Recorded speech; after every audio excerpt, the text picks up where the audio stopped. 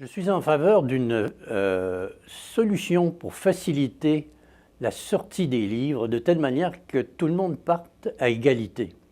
Un peu comme aux Jeux Olympiques, on voyait les gens sur les mêmes blocs au même endroit. Je pense que quand un livre sort, il est important qu'il ne soit pas déclassé par les best-sellers qui arrivent en même temps avec des réputations préétablies.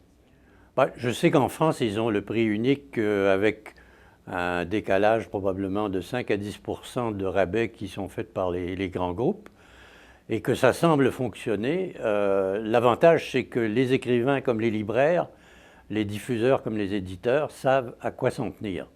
Il y a un prix, on en parle, on sait ce qu'on achète et on sait ce qu'on paye. Ici, nous sommes dans un marché nord-américain avec les livres qui nous arrivent des États-Unis, de France, du Canada et du Québec.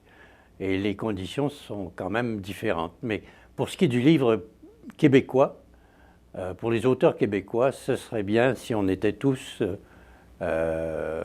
partant au même niveau, avec je ne sais plus moi, 8, 9, 10 mois de répit avant que les gens se mettent à solder les livres.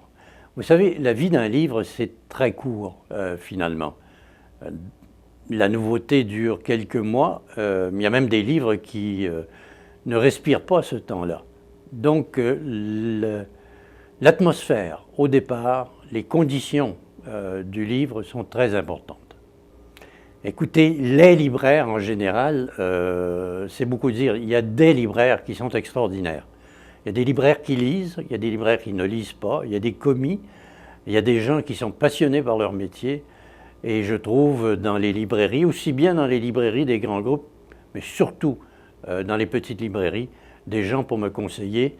Comme je tiens une chronique en plus de ça dans la revue L'Actualité sur les livres étrangers, j'ai besoin de leurs conseils, j'ai besoin de savoir un peu ce qui sort, parce qu'on est soumis à la propagande, mais au-delà de ça, il faut quand même que des gens puissent connaître les livres dont ils parlent. Et quand je pense qu'il y a des gens qui rêvent du jour où ils n'auront plus à sortir de chez eux pour avoir des livres et se contenter de les acheter en ligne, je suis désolé, mais il existe telle chose que de feuilleter des livres dans une librairie pour savoir ce que c'est que le rapport au livre et le rapport à la culture.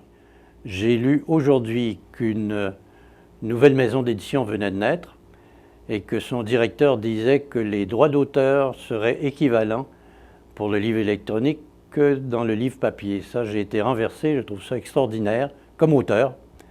Je ne suis pas très sûr que le directeur général de la maison d'édition où je travaille sera du même avis, mais moi je trouve ça fabuleux, si c'est vrai. Je pense que la ministre ou le ministre des Affaires culturelles du prochain gouvernement aura les outils nécessaires pour vérifier si c'est une hypothèse valable, s'il n'y a pas de contre-indication. Je n'en vois pas personnellement à l'horizon, mais on ne sait jamais.